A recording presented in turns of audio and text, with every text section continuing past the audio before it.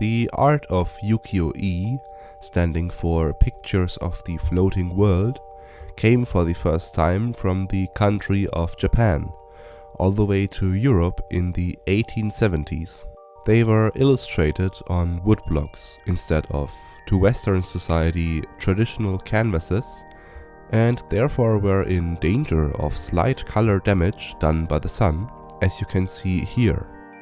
Nonetheless, as they finally made their way to Europe, the Impressionists noticed them fairly quickly, and a Claude Monet or Vincent van Gogh were loving these depictions of natural aesthetics or day-to-day life in a remote Japanese village where farmers take care of themselves in terms of nutrition, construction or clothing, though being wildly different from the blended colors or avoidance of contrast seen in Impressionism. With their asymmetrical, aerial perspective, singularly decorative motifs and strong as well as dark outlines, they also created a kind of drawback to Romanticism or Classicism, although being extremely far from the photorealism of this time period. But I am getting a little bit off track here. In this video I will look at the two most well-known ukiyo-e artists, look at their works and give a final conclusion on aesthetics and nature. Katsushika Hokusai, you probably will know him from this painting, was a very dedicated man. In his lifelong career he produced over 30,000 works of art, some even waiting to be rediscovered. Now I maybe have to talk about his work set in snow, because there something interesting happens. They nearly always depict the progression of winter, not a still winter landscape. With the snow still falling, you get a sense of movement on the frame, which Hokusai was especially going for. Although these paintings depict nature, they always feel alive, not frozen. I quickly will say some things about the Great Wave before I'll move on. Now, this monumental piece actually is not even recognized as Eastern art by Japanese people, because it drew so heavy from Western aesthetics. Dutch landscape and nature, that was what influenced Hokusai the most. Utagawa Hiroshige, the artist of rain, snow and mist. This famous title of said painter becomes pretty much apparent when you take a look at his ukiyo-es. These elements are dominating most of Hiroshige's work, run through his catalog of aesthetical masterpieces. Sometimes it's subtler white, sometimes the mountain in its entirety, engulfed by whiteness. The mist, most of the time, is placed in the background, creating a feeling of mystique when confronting the limitless space that's behind the fishermen, farmers or during fight scenes, and the rain is responsible for chasing away the chill aesthetic loving friends. But enough of this. First we are going to look at Sarumaru Dayu by Hokusai. With the first look you can already make out so much. But for now, let's only focus on composition. To the surprise of nobody, a uniting symmetry, like with Western forms of art, is nowhere to be found. It feels much more fluid and progressive. Now let's look at these red bushes here. What strikes me about them is the somewhat continuous line, with different light reflections, going all the way to the left, if it were not for this pretty obvious gap, breaking up this one try of something seeming unified, whole. Why the breakup? Well, because of two women, pointing on the left upper side on two deer, maybe a couple? They are very small, so it's hard to tell, but while the right one is looking down on the grass, the left one seems to watch this wide, even open space, which I'd interpret as an ocean. As I first saw this contemplative moment, I had to think immediately of Romantic painter Caspar David Friedrich and his depictions of small people watching the sublimity of nature, being in awe. Although here they are two animals, the effect is still the same. Now from this pinnacle of transience, Let's go down again and focus on the women.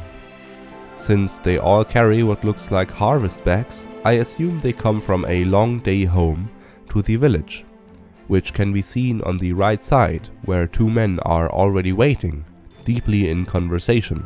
And then I wonder what actually is this grey substance that consumes more and more the grassy hills. Is it fog or stone plateaus? I am uncertain, but regardless of that, it certainly adds to the ethereal feeling. The immense transience soaring out of the picture. This transience becomes more apparent with these light shades of red, almost certainly created by the sun on the endless ocean, bringing us back to the sublime. It also creates a contrasting effect to the green grass and bushes without feeling unnatural, very impressionistic. Yet there is an utilization of line and color, which on the other hand speaks against impressionism. And there can also be an economical comment made here, as the women do wear, against all odds, bluish tops. Now, blue clothes were only accessoires wealthy people could get access to, because of blue dye being incredibly rare. This means these women could actually be pretty wealthy. Why do they even have to still execute their jobs then? Now, another interpretation would be that these tops are looking blue only because of the sun reflecting on them. They could, in reality, also be green.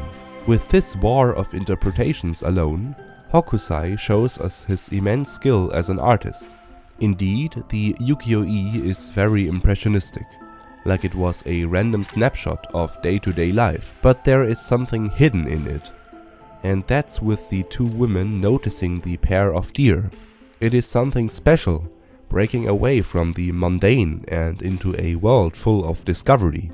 With this image, Hokusai wants to explore the great interplay between nature and humanity in a peaceful coexistence. Now let's get to a relatively similar work done by Utagawa Hiroshige, his Ukiyo-e titled Okabe. First of all, I can see a big difference in the actual topography of the scene. Whereas Sarumaru Dayu was open and spacious, Okabe is narrow and steep, almost as if you were restricted in movement. These steep angles on right and left side feel almost threatening. The trees on the tops look unstable, as if they were about to fall, yet the conifers on the right side still stand uniformly, which speaks to the strong and deep roots in the ground, suggesting force and willpower. If we go further up on that right side, there are rock formations and big mountains, speaking of the deep natural root of all living things. Unfortunate is that this part of the image already looks aged. The grayness already inflicted upon the painting through sunlight burning on the Ukiyo-e. There also is the left hill where one small tree is residing, along with some side bushes. Yet this tree does look very different than the conifers. It has a grey bark and a completely different leaf formation. Even more interesting are these little black grass dots on both the hills and their heavy discontinuity, as these dots can be found on the hillsides, but as we go more and more to the front, the dots disappear. A very bold stylistic choice. Now, if you view the painting in its entirety, the left and right hills look like they are in a kind of war, with the trees almost falling down the hill, bringing us to the one point of tension in this image. A weirdly colored tree in the center, dangerously near to the ground, about to fall into the stream of water below. This brings us to the ground of the scene, to the working people, the farmers with their corn, and the upcoming tension that is to follow. The way is too narrow. Either one group has to wait, resulting in harmony, or both are too stubborn, wanting to go the way first, creating a disharmony of chaos. I actually wonder why Hiroshige brought in this theme of human confrontation in a natural piece. This is not the obvious choice, leading us to the big difference between Sarumaru Dayu and Okabe. Conflict and harmony. Whereas there was a friendly and peaceful coexistence in Sarumaru Dayu, with Okabe there is war on all fronts. both tree parties on their hills, both human parties on their narrow passageway, and the topographical superiority of nature, with humanity under it. Ukiyo-e's originally come from a shadowed part of the world. Japan mostly was not connected to Western economy, culture or art.